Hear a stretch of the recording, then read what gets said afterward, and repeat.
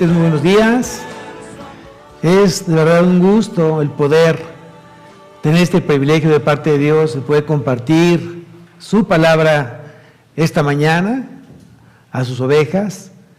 Le damos gracias por un día más que nos permite, Señor, poder abrir nuestros ojos y poder rendir nuestro corazón delante de Él.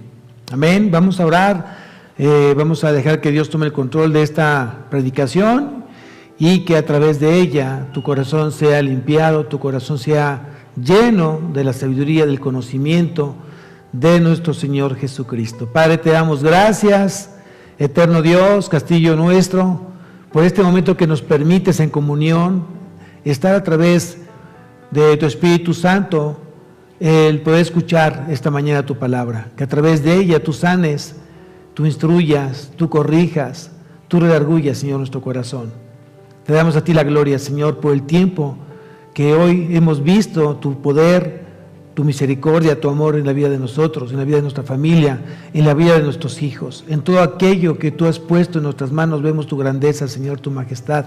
Bendice este momento. A ti sea la gloria, a ti sea la honra, Señor, por los siglos de los siglos. Amén y amén, Señor. Te damos a ti la gloria, Señor. Bien, vamos a preparar hoy este momento. Te pido que pongas mucha atención en la palabra que hoy vas a escuchar. Te pido que tengas ya abierta tu Biblia. Estamos ya hoy iniciando la segunda carta a los tesalonicenses y vamos al capítulo 1. Y el título de la predicación de esta mañana es El cristiano en la tribulación. El cristiano en la tribulación. ¿Cuántos no estamos hoy atribulados? ¿Cuántos no estamos siendo perseguidos? ¿Cuántos hoy no estamos siendo afligidos? Y puede ser por el mundo, puede ser por el hombre, puede ser hoy por Satanás. Y sin embargo, hoy estamos firmes. Hoy creemos totalmente en las promesas que tiene Dios en su palabra a través de ella y derramada hacia sus hijos. Vamos entonces a la segunda carta a los tesalonicenses. En el capítulo 1, vamos a leer desde el versículo 1 al versículo 4. Dice: Pablo, Silvano y Timoteo, a la iglesia de los tesalonicenses, en Dios nuestro Padre y en el Señor Jesucristo. Gracia y paz a vosotros, de Dios nuestro Padre y del Señor Jesucristo. Fíjese que, si tú te das cuenta, en la primera carta a los tesalonicenses, inició Pablo de la misma manera. De la misma manera inició la carta, en la primera carta como en la segunda carta. Y eso obviamente es el estilo que tiene el apóstol Pablo siempre al comenzar sus cartas.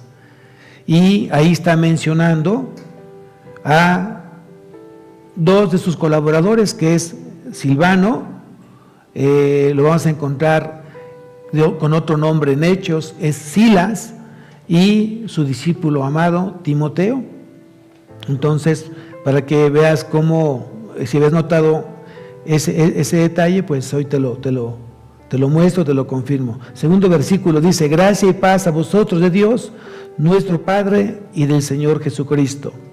Debemos siempre dar gracias a Dios por vosotros, hermanos, como es digno, por cuanto vuestra fe va creciendo y el amor de todos y cada uno de vosotros abunda para con los demás. Versículo 4. Tanto que nosotros mismos nos gloriamos de vosotros en las iglesias de Dios, por vuestra paciencia y fe en todas vuestras persecuciones y tribulaciones que soportáis. Hasta aquí vamos a ver este pasaje y nuevamente Dios nos vuelve a recordar: lo importante es que tengamos un corazón lleno de gratitud, que aprendamos siempre a ser agradecidos. Debemos siempre dar gracias a Dios. Eso es algo que ya Dios ha demandado, no solamente esta mañana, ya tiene muchos domingos o muchas predicaciones donde ha sido Dios muy enfático, muy claro, donde se nos manda que tengamos que darle gracias a Dios por todo lo que hoy tenemos, por todo lo que hoy está en nuestra vida. Por eso así comienza en el versículo 3, debemos siempre dar gracias a Dios. Y fíjate muy bien, en esta parte vamos a ver algunos pasajes donde habla de agradecer, de ser agradecidos, de tener un corazón lleno de gratitud. Y quiero que me acompañes a la primera carta a los Corintios, capítulo 1, versículo 4. Vamos a ver en este pasaje lo que Dios demanda a través de esta carta a los Corintios por la mano de Pablo. Y dice aquí en la primera carta a los Corintios, capítulo 1, versículo 4, dice: gracias doy a mi Dios siempre. ¿Cada cuándo hay que dar gracias? Siempre hay que dar gracias a Dios. No cada vez que te acuerdes, no cada vez que de repente Dios decide darte una bendición o tú sientes que hay misericordia en tu vida, des gracias, sino da gracias en todo momento. Y por eso aquí dice Pablo: gracias doy a mi Dios siempre. ¿Por quién? Por vosotros, por la gracia de Dios que os fue dada en Cristo Jesús. Hoy Dios de verdad se manifiesta con poder total, absoluto, a través de su Hijo, que por Él hoy somos salvos, tenemos una promesa de vida eterna, hemos sido limpiados, hemos sido hoy levantados, perdonados, y hoy le servimos al Señor con todo nuestro corazón. Entonces, eso es lo que dice en la primera carta a los Corintios. También si vemos más adelante en el capítulo 11 de la misma carta, en el capítulo 11, versículo 24, estamos en la primera carta a los Corintios, ahora vamos al capítulo 11, en el versículo 24 dice: y habiendo dado gracias, lo partió y dijo: tomad, comed, esto es mi cuerpo que por vosotros es partido, haced esto en memoria de mí. ¿Quién lo dijo? ¿Quién lo dijo? Si tú hoy notas, estas palabras vienen de parte de nuestro Señor Jesucristo. Él nos enseña a que debemos dar gracias. Él está dando aquí gracias por el alimento que estaban dispuestos a compartir.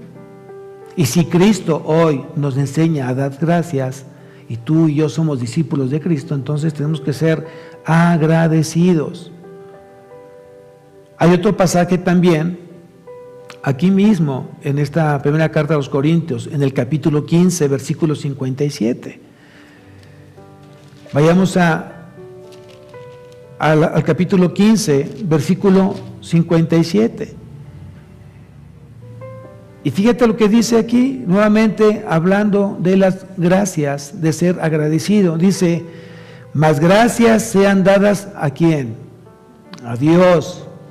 Mas gracias sean dadas a Dios, que nos da, ¿qué dice ahí? La victoria por medio de nuestro Señor Jesucristo. Tú y yo estamos siendo puestos en victoria a través de su Hijo Jesucristo. ¿Tú lo crees? ¿Tú lo crees? Entonces hoy vemos, y vas a poder encontrar muchos pasajes que hablan donde Dios demanda que seamos agradecidos. De hecho, si regresamos a la carta a los tesalonicenses, apenas hablamos en el capítulo 5 de la primera carta, en el versículo 18, de la primera carta a los tesalonicenses, dice: dad gracias en todo, porque esta es la voluntad de Dios para con vosotros en Cristo Jesús. Dad gracias en todo. Nos podemos ver muchos pasajes que hablan donde Dios demanda que seamos agradecidos. Y creo que si realmente hoy hay una regeneración en tu vida, si realmente hoy hay salvación en tu vida, si realmente hoy has nacido de nuevo, por consiguiente el Espíritu Santo te va a ir llevando a tener un corazón lleno de gratitud. Ya pasamos un 2020 y pasamos por muchas pruebas. Hoy estamos en el 2021 y hoy iniciamos con pruebas. Y las pruebas jamás se van a acabar. ni las tribulaciones, ni las aflicciones de nuestra vida. Como todo cristiano hemos sido llamados para padecer. Si Cristo padeció, vamos tú y yo a padecer. Entonces, ¿por qué debo darle gracias a Dios? Porque Él me llamó. Porque Él me llamó. Porque Él me eligió. Porque Él me salvó. Basta, ese es yo creo que realmente toda la razón. Ahora yo te pregunto, ¿y si no fuera salvo? ¿Y si no fuera su llamado? ¿Tú seguirías agradeciendo a Dios por lo que ha hecho en tu vida? ¿O solamente somos agradecidos porque hemos recibido de Él todo? Pregúntate entonces, ¿qué pasaría si Dios dejara de darte? Si Dios dejara de proveerte, ¿seguirías tú siendo agradecido en tu vida? Sería muy buena reflexión que hoy pongamos en nuestro corazón a pensar. Y si bajamos de nivel, hoy tu hijo, ¿por qué te ama? ¿Porque lo provees? Y si no lo provees, ¿deja de ser tu hijo? ¿Te gustaría que te dejara de amar? Bien, son preguntas que creo que es importante que nos hagamos. Nosotros amamos a Dios no por lo que ha hecho, no por lo que es, pero no por lo que, por la salvación o por lo que Él nos pueda bendecir. Amamos a Dios por lo que es Él. Él es Dios y Él merece ser amado siempre, nos dé o no nos dé, y tenemos que ser agradecidos. Simplemente por ser Dios, somos agradecidos por Él. Amén. Entonces vamos a ver lo importante que es tener un corazón agradecido. Hoy le damos gracias a Dios porque a través del Espíritu Santo muchos hermanos fueron tocados para poder tener una página de la iglesia,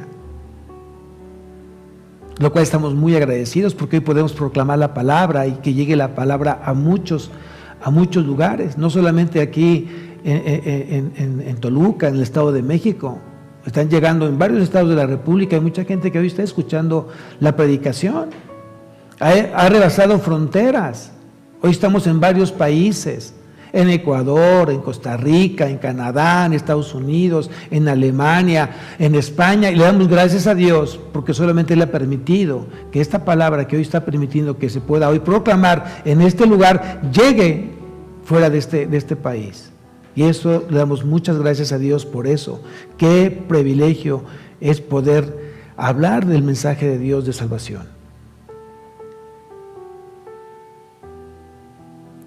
Hace unos momentos mi hermano habló de ser agradecidos, del diezmar y ofrendar.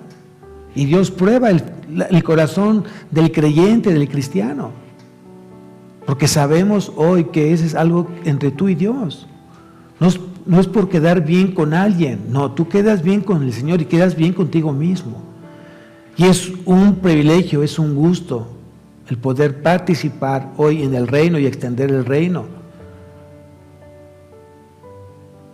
Por eso es importante que aprendamos hoy a ser agradecidos en todo, porque esta es la voluntad de Dios. Amén.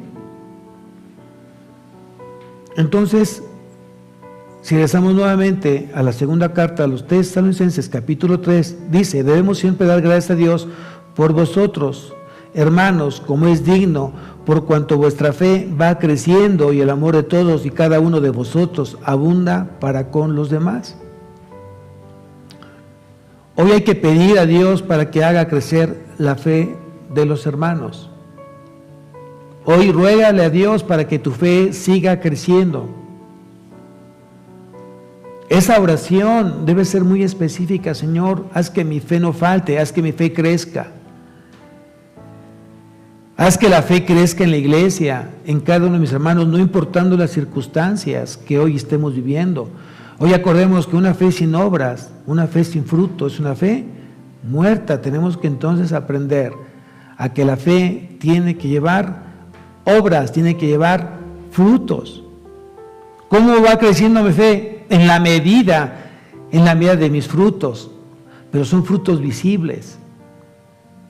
Yo no puedo estar hablando de una fe en Cristo cuando mis obras, mis acciones, mis actitudes no reflejan a Cristo.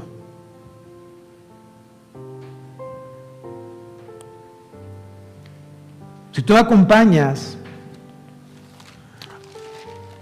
a Santiago en el capítulo 2, al versículo 17, Santiago capítulo 2, versículo 17, ve lo que dice respecto a la fe.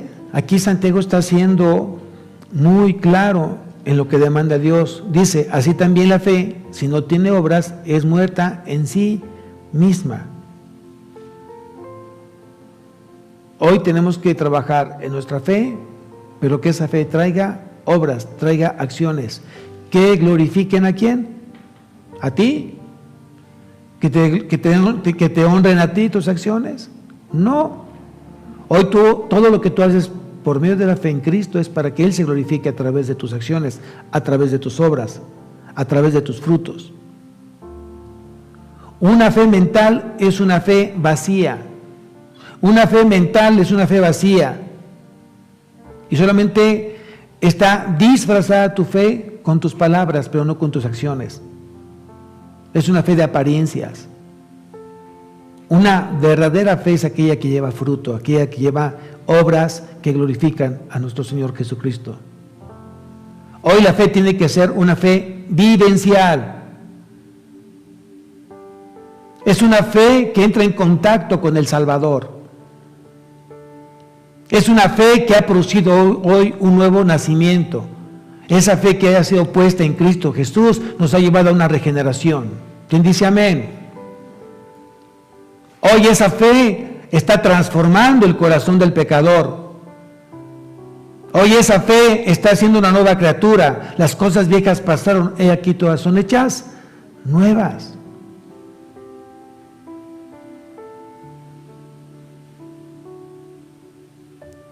Hoy el hermano, hoy el hombre, hoy la persona que está viviendo una fe se manifiesta en un crecimiento. Y un crecimiento lleno de virtudes que reflejan el carácter de Cristo. Esa es una fe verdadera. Aquella fe que realmente hoy está puesta en manifestar virtudes que reflejan el carácter de Cristo. Hoy pregúntate si realmente esa fe que tú dices tener está reflejando el carácter de Cristo.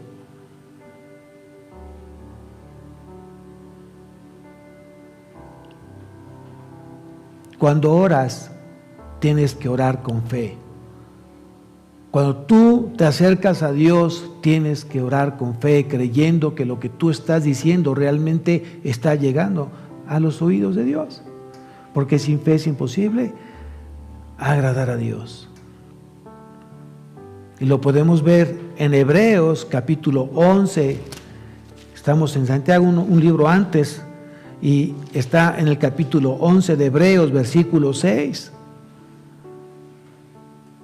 Dice aquí en Hebreos 11, versículo 6, pero sin fe es imposible agradar a Dios. Y yo te pregunto, si tú hoy quieres agradar a Dios. Muchas veces nos preguntamos, ¿cómo le puedo agradar a Dios? Y aquí dice cómo. Teniendo toda la certeza de creer en su palabra, que culmina en una obediencia. Pero sin fe es imposible agradar a Dios, porque es necesario que el que se acerca a Dios crea que le hay y que es galardonador de los que le buscan.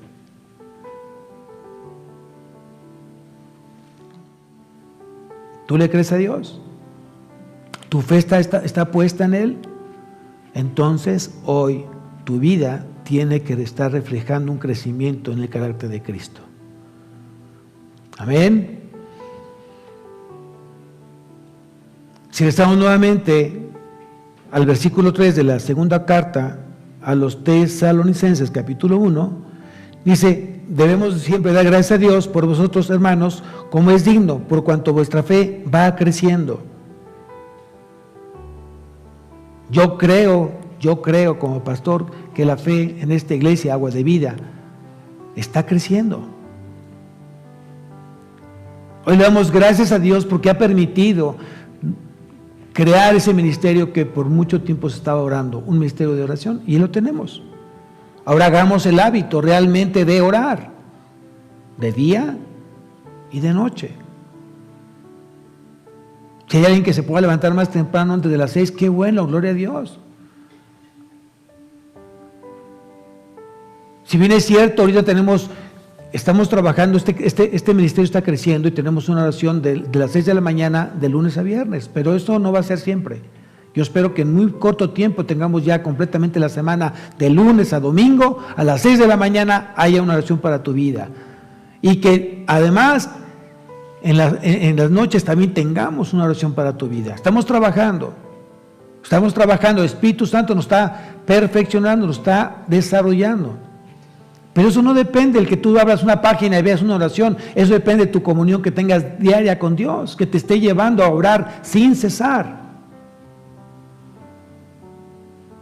Porque Dios está demandando hoy que esta iglesia, que tu vida dependa de Él en todo momento. Por eso dice, orar sin cesar. Reconoce al Señor en todos tus caminos y Él enderezará tus veredas. Es lo que dice el Señor.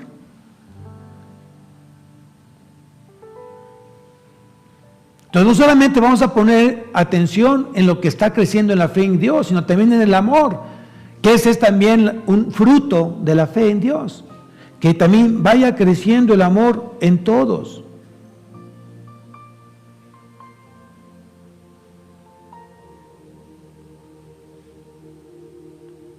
El amor fraternal se tiene que ir haciendo más intenso y además se tiene que ir extendiendo. Además de tener ese amor fraternal intenso hacia tus hermanos, se debe ir extendiendo a otros hermanos.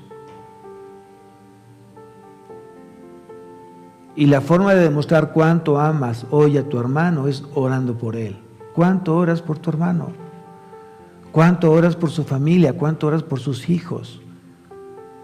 Me gustaría de verdad que cada vez que tú te pongas a orar por tu iglesia, nombres el nombre de cada uno de tus hermanos, el nombre de su esposo, el nombre de su esposa, el nombre de sus hijos, porque realmente eso es agradable para el Señor. Si tú vas a orar, que realmente esa oración lleve un sacrificio, porque ya estoy viendo la mente, ay pastor, son un mundo de gente, es una iglesia pequeña, tenemos, no sé, a lo mejor 140, 120 congregantes, pues tendremos que estar orando por cada uno de ellos. Esa es una manera de demostrar que nuestro amor está siendo intenso y se está extendiendo. Hoy estás orando por tus hermanos, estás orando por el pastor, estás orando por tu iglesia. No solamente por tus necesidades, porque eso sería una oración egoísta. Ora también por las necesidades de tu hermano, porque es la manera que tú demuestras ese amor que va creciendo en tu corazón. Dice en la palabra que donde está tu tesoro, ahí estará tu corazón.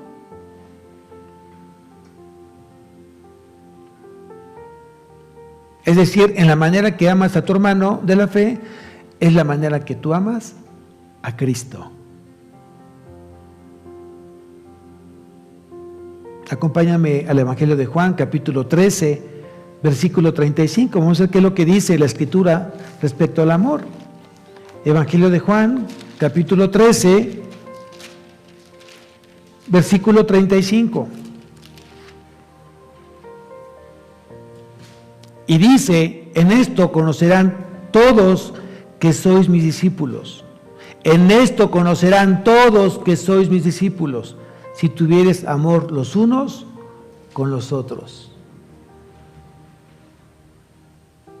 Hoy que estamos a puerta cerrada, no hay forma de congregarse, te está hoy eso siendo una excusa, un pretexto para no estar hoy en contacto con tus hermanos en Cristo.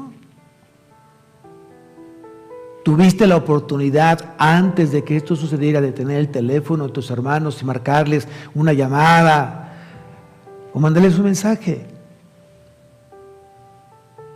Que ese hermano sepa que tú hoy lo amas y que estás hoy ocupado en saber cómo se encuentra. Esa es la forma que tú hoy tenemos que ir migrando esta iglesia. Porque acordémonos que el cuerpo de Cristo somos nosotros. Y no puedes decir que amas a Cristo sin hoy poner atención o ocuparte hoy en cómo está el cuerpo de Cristo. Entonces aquí dice que si hoy, dice aquí Jesús, en esto conocerán todos que sois mis discípulos. ¿Cómo? Teniendo amor los unos a los otros. En la primera carta de Juan, que está casi al final de la Biblia, en el capítulo 4, versículo 7.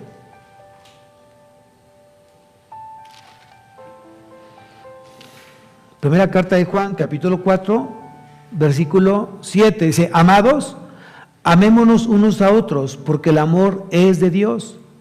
Todo aquel que ama es nacido de Dios y conoce a Dios. Fíjate muy bien entonces, si tú eres una nueva criatura, has nacido de nuevo, has sido regenerado, entonces por consiguiente tienes que dar un fruto de amor.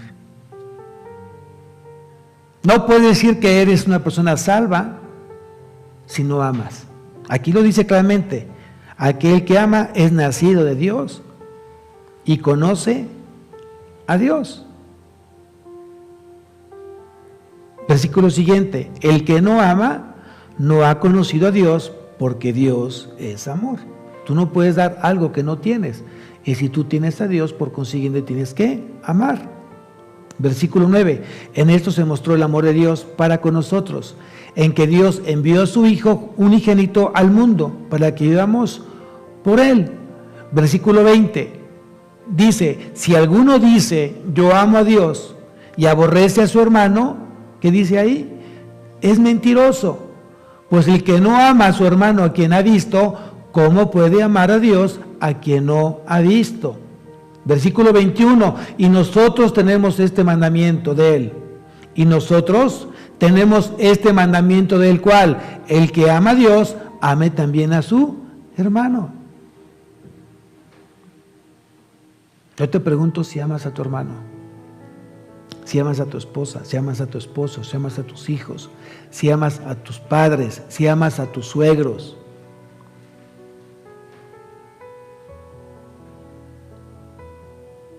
Es muy fácil decir, yo creo en Dios, yo creo en Cristo. Amén, amén. Yo escucho eso, pero muchas veces se convierte eso en algo religioso. Porque realmente mucha gente que tú conoces y que no es una persona que ha nacido de nuevo, dice exactamente lo mismo, que cree y confía en Cristo, pero no demuestra ese amor hacia el hermano, porque no ha nacido de nuevo.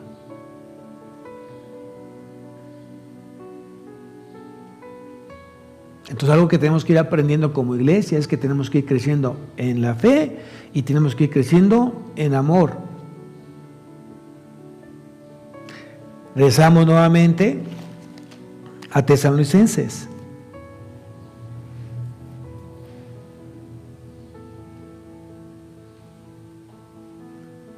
Versículo 4 del capítulo 1 de la segunda carta dice, tanto que nosotros mismos nos gloriamos de vosotros en las iglesias de Dios, que vuestra paciencia y fe en todas vuestras persecuciones y tribulaciones que soportáis. Entonces, no solamente que hay creciendo en la fe y en el amor, hay que ir creciendo en la paciencia que se fortalece y que se hace más sólida por medio de las dificultades, por medio de los problemas, por medio de las crisis, por medio de las pruebas. Así es como se va fortaleciendo la paciencia. Y la palabra paciencia en el griego es hupomoné, hupomoné. Y fíjate, significa resistencia, significa soportar alegremente, soportar alegremente. No solamente que soportes la situación, sino que lo hagas con alegría, con constancia, perseverando. Eso significa la palabra paciencia.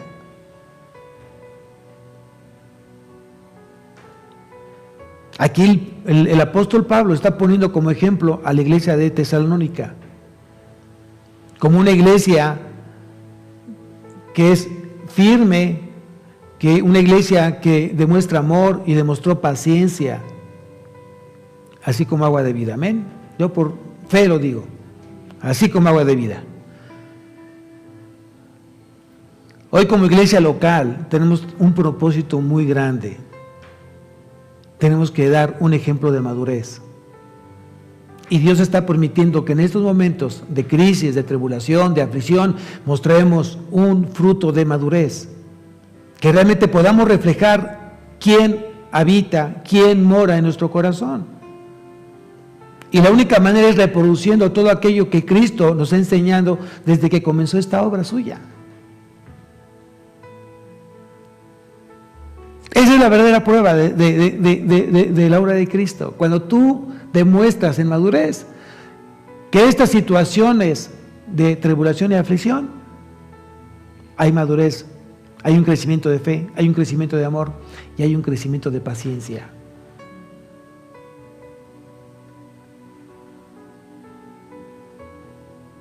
Hoy tenemos que vivir realmente como verdaderos cristianos en nuestra vida, llevando esa luz como ejemplo a otros cristianos, a otras vidas. Recuerda una cosa, que somos hechura de Dios, creados en Cristo Jesús para buenas obras. Para eso fuimos creados, para buenas obras. Y somos una hechura una hechura de Dios. Hoy estamos siendo transformados como el alfarero y el barro. Está haciendo la obra hoy Dios en nuestras vidas.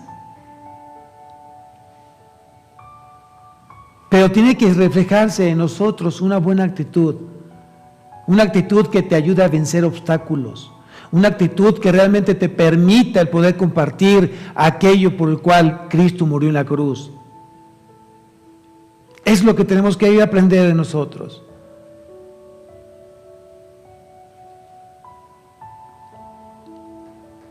No se trata de huir, no se trata de esconderse.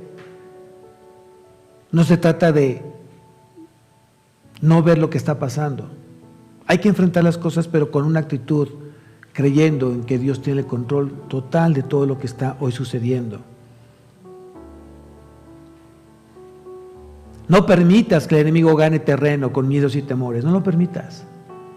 Confía en las promesas de Dios, por la cual Cristo murió en la cruz.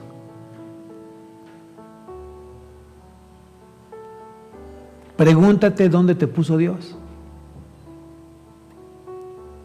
¿Sabes dónde te puso Dios? En una posición de victoria, en una posición de triunfo. Por ello tenemos que poner nuestros ojos en Jesús, el autor y consumador de la fe. ¿Tú crees que tienes victoria? ¿Tú crees que tienes el triunfo en tus manos? Por ti mismo no, pero con Cristo Jesús todo se puede. Ahora bien, ve lo que dice las Escrituras. Te invito a que vayamos a leer las Escrituras. Vamos a la segunda carta a los Corintios, capítulo 2, versículo 14. Segunda carta a los Corintios, capítulo 2, versículo 14.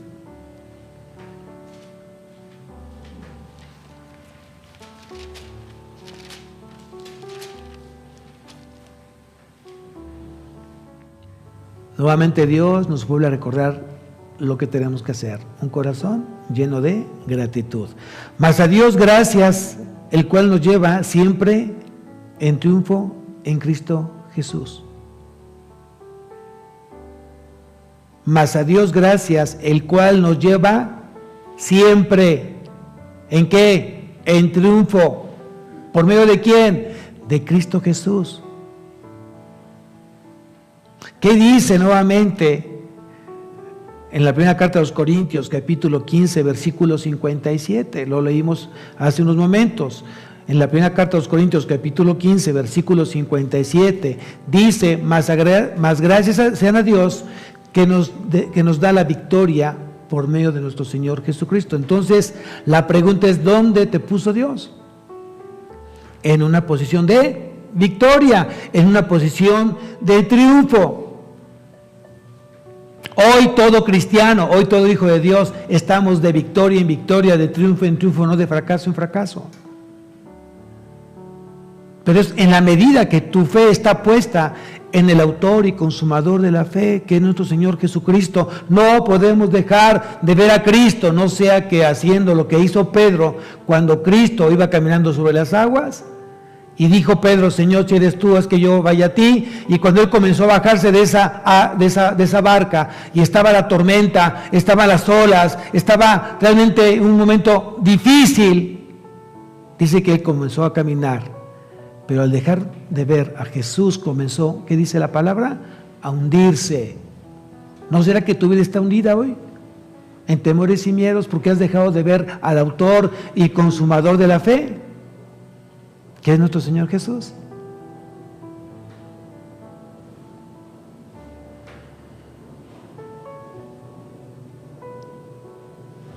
Aprende hoy a poner los ojos siempre en Jesucristo, no en el hombre. Y Él te va a llevar de victoria en victoria, de triunfo en triunfo. Amén. Entonces, todo creyente tiene que aprender a enfrentar las dificultades en dos maneras, en dos formas. Dice que la primera se define como persecuciones. Y las persecuciones es un aspecto de las tribulaciones.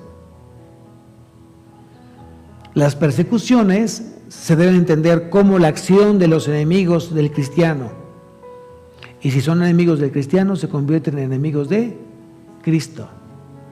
¿Te acuerdas quién perseguía antes a la iglesia en sus orígenes?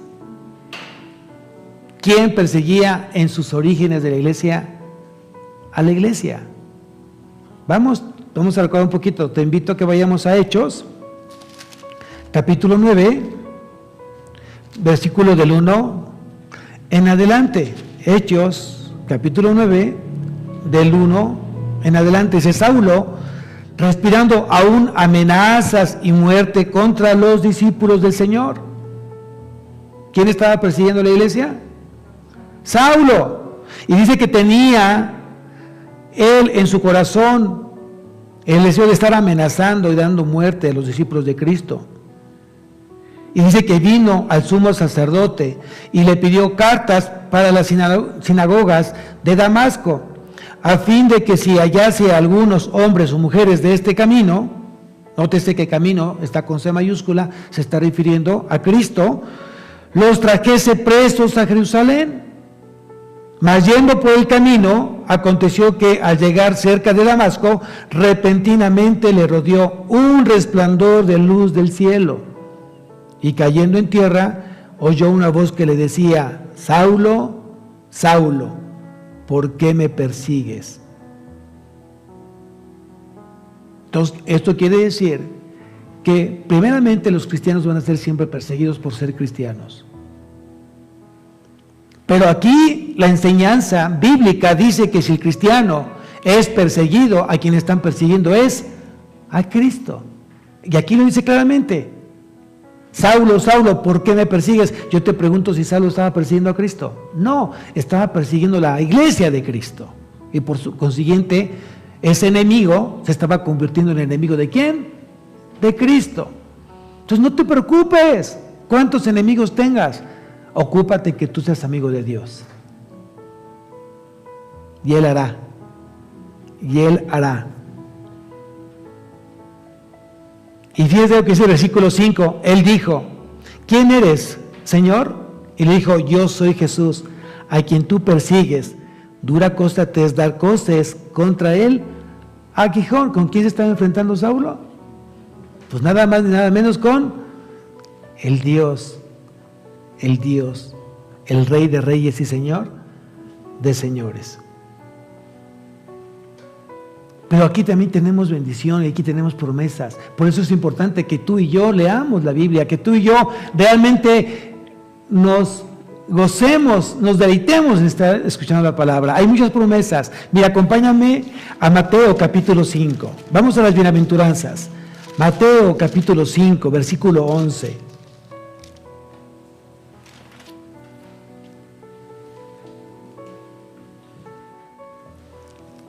Dice aquí en Mateo capítulo 5, versículo 11, dice: bienaventurados sois cuando por mi causa os vituperen y os persigan y digan toda clase de mal contra vosotros, mintiendo. Entonces la pregunta que yo te hago esta mañana: ¿cómo son llamados los perseguidos? Los perseguidos son llamados bienaventurados. Amén. Sí, me vas a decir, pastor, la persecución no es justa. Es realmente una situación injusta. Pero quiero que sepas que la persecución no es por causa de maldades, sino por la justicia del creyente. Por eso te persiguen, porque tú reflejes a Cristo. Y como odian a Cristo, te odian a ti. Entonces nomás asegúrate que realmente lo que estés haciendo por quien te están hoy odiando o persiguiendo sea porque estás reflejando la justicia de Cristo en tu vida. Amén. Entonces por ello parte de la vida de todo cristiano es padecer persecución por causa de la santidad y testimonio delante de nuestro Señor Jesucristo. También lo dijo el apóstol Pedro en la primera carta, el capítulo 2, versículo 19. Primera carta de Pedro, capítulo 2,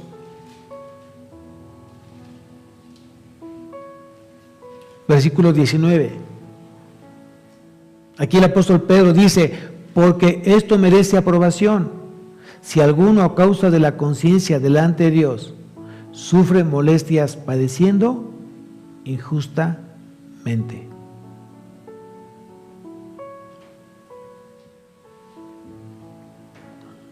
Entonces hoy no te preocupes si eres perseguido. Ocúpate en disfrutar la bienaventuranza que Dios promete en tu vida. No te están persiguiendo a ti, están persiguiendo a Cristo.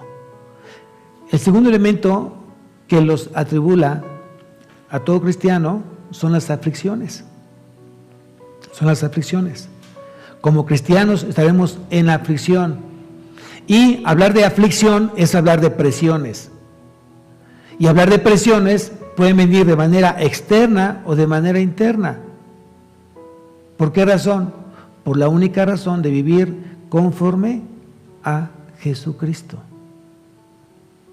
Entonces, esas diferentes circunstancias, estas diferentes formas que atentan contra tu fe, aquí tienes que poner siempre tus ojos puestos en el autor de la fe, que es Cristo. Vamos a Mateo capítulo 13, versículo 20. Mateo capítulo 13, versículo 20 en adelante. Y vamos a leer la parábola del sembrador. Acordémonos que había 4 diferentes tipos de tierra. Y aquí en el versículo 20 dice: y el que fue sembrado en pedregales, este es el que oye la palabra y al momento la recibe con gozo. Versículo 21, pero no tiene raíz en sí, sino que es de corta duración, pues al venir la aflicción o la persecución por causa de la palabra, luego tropieza. ¿Cuál es el problema de esto? Es que si no estás bien cimentado, si no tienes realmente puesto la fe en Cristo Jesús, cuando venga la aflicción, cuando venga la persecución, vas a terminar huyendo huyendo de la presencia, como lo hizo Jonás en su momento. Él quiso esconderse de Dios, él tenía una encomienda de parte de Dios y él prefirió huir de Dios. Y yo te pregunto, ¿habrá un lugar donde Dios no vea?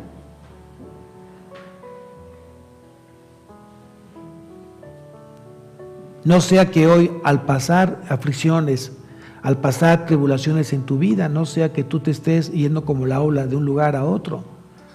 Tienes que estar firme, no importando que venga la tormenta, no importando que vengan los vientos, no importando que vengan fuertes ríos en tu vida. Tú tienes que estar hoy cimentado como todo hombre prudente en la roca. Y Él va a hacer que realmente tú te mantengas completamente sólido completamente en tu vida, en tu matrimonio, en tu vida, en la vida de tu familia.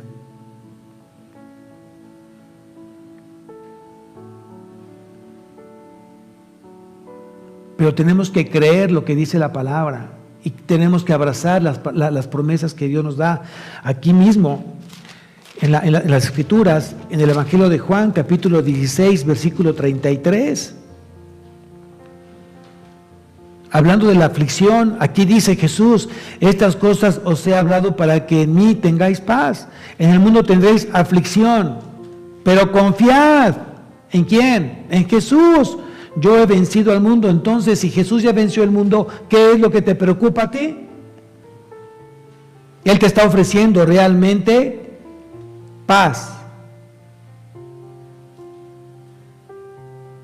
La palabra aflicción viene del griego Philpsis. Y fíjate lo que significa la palabra aflicción: angustia, adversidad, opresión. ¿Tú te sientes angustiado el día de hoy? ¿Te sientes oprimido? ¿Te sientes afligido? Dice Jesús: pero confiad, yo he vencido al mundo. Yo he vencido al mundo, para que en mí tengáis paz. Esa paz viene de lo alto, esa paz viene de la comunión que tengas con Cristo a través de la palabra obedecida. Hoy debemos de vivir bajo las promesas de Dios a través de su palabra. No ponga los ojos en los hombres. No ponga los ojos en el hombre.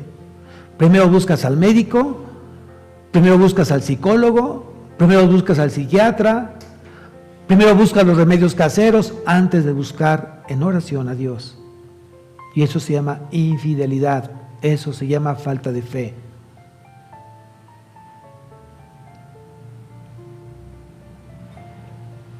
Hay una parte donde Pedro le dijo a Jesús: Señor, ¿a quién iremos? Tú tienes palabras de vida eterna. En tus aflicciones, ¿a dónde vas a ir? En tus persecuciones, ¿dónde vas a ir? En tus crisis y problemas, ¿dónde vas a ir? Haz lo que hizo Pedro, haz la pregunta que hizo Pedro: ¿a quién iremos? Tú tienes palabras de vida eterna, Señor. Tú tienes palabras de consolación, tú tienes palabras de firmeza, tú tienes palabras que me llenan a mí y me hacen vivir confiado. En Salmos, en el capítulo 91, Salmos, capítulo 91,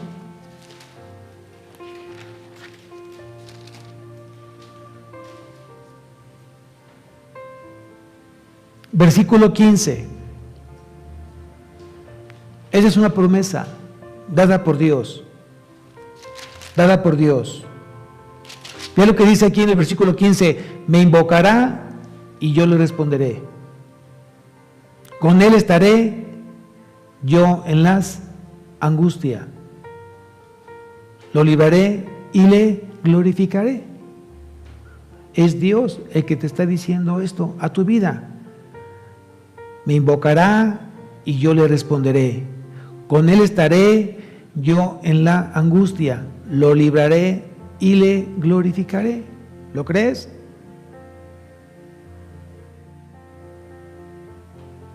El cristiano debe de entender que el amor de Cristo está siempre presente en la aflicción.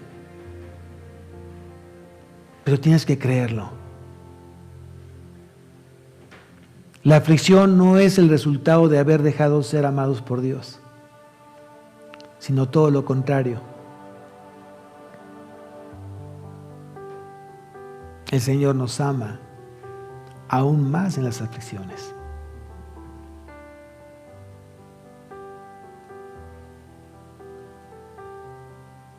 ¿Qué producen las tribulaciones y las aflicciones o las pruebas? ¿Qué producen? Paciencia.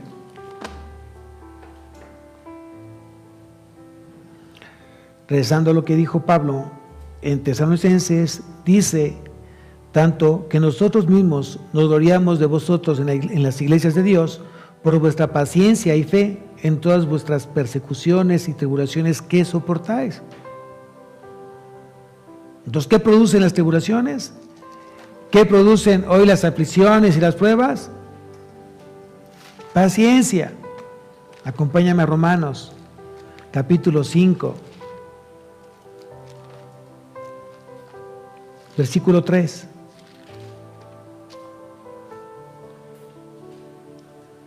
Dice: y no solo esto, sino que también nos gloriamos en las tribulaciones, sabiendo que la tribulación produce paciencia. Pablo lo dijo de manera diferente: porque esta leve tribulación momentánea produce en nosotros un cada vez más excelente y eterno peso de gloria.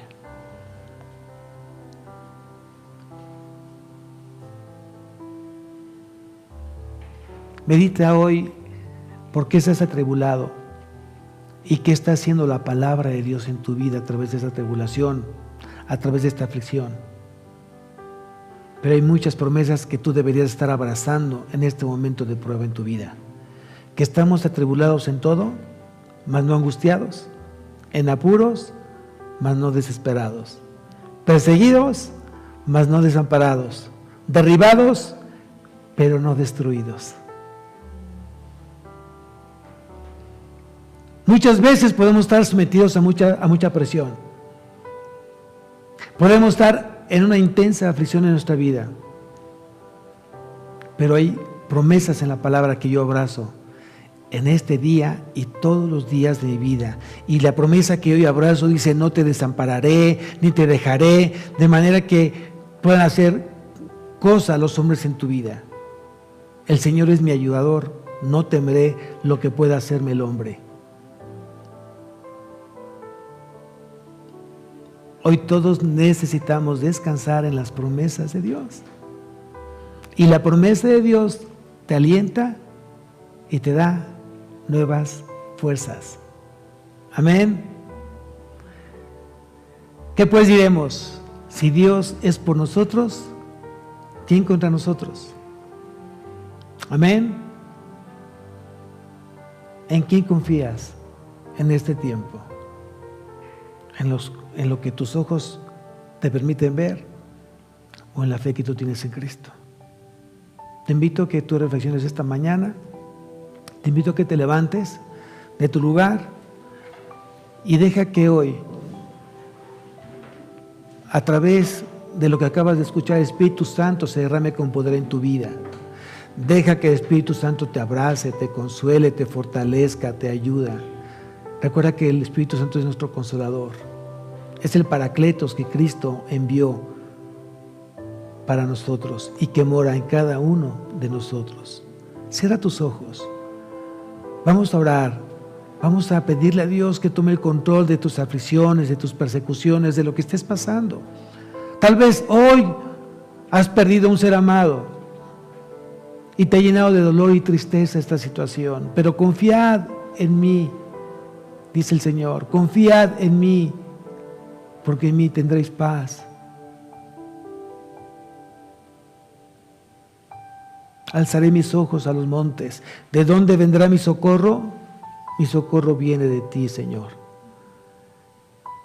Diré yo a Dios, esperanza mía, castillo mío, mi Dios, en quien confiaré. Y aunque ande en valle de sombra, de muerte, no temeré mal alguno, porque tú estarás conmigo todos los días de mi vida. Papito, gracias por este momento que me permites orar a ti, porque sé que siempre estás conmigo para hacerme sentir amado por ti. Gracias por tu amor. Gracias por tu perdón. Gracias porque tú me haces vivir confiado. Gracias por darme el aliento que necesito para caminar día con día contigo. Gracias por enseñarme a estar contento, cualquiera que sea mi situación. Te ruego por los que están pasando momentos difíciles, Señor, por aquellos corazones afligidos, aquellos corazones que están pasando dolor, por la enfermedad, por una situación de muerte, por una situación de tristeza, Señor. Tú conoces hoy lo que necesitan hoy tus hijos. Te pido, Señor, que derrames paz, que derrames amor, que derrames de tu presencia, mi Dios. Aquellos que están en un lecho de dolor, en algún hospital, y que no te conocen, envía un ángel, Señor, envía a alguien a que les hable de ti para que sean ellos salvos. Y aquellos que te conocen y están en una prueba de salud, te pido, Señor, que pongan sus ojos en ti, porque eres el único que puede hoy salvar sus vidas eternamente. Gracias por confortar mi vida. Gracias por llenarme de aliento. Gracias por darme tiempos de refrigerio. Bendice, Señor, este momento. Ponemos nuestra vida en tus manos. Ponemos la vida de nuestros hijos. Ponemos en tus manos mi matrimonio. Hágase tu perfecta voluntad, Señor. Enamóranos más de ti, Señor. Queremos más de ti. Te lo pedimos esto en nombre de Jesús. Amén y amén.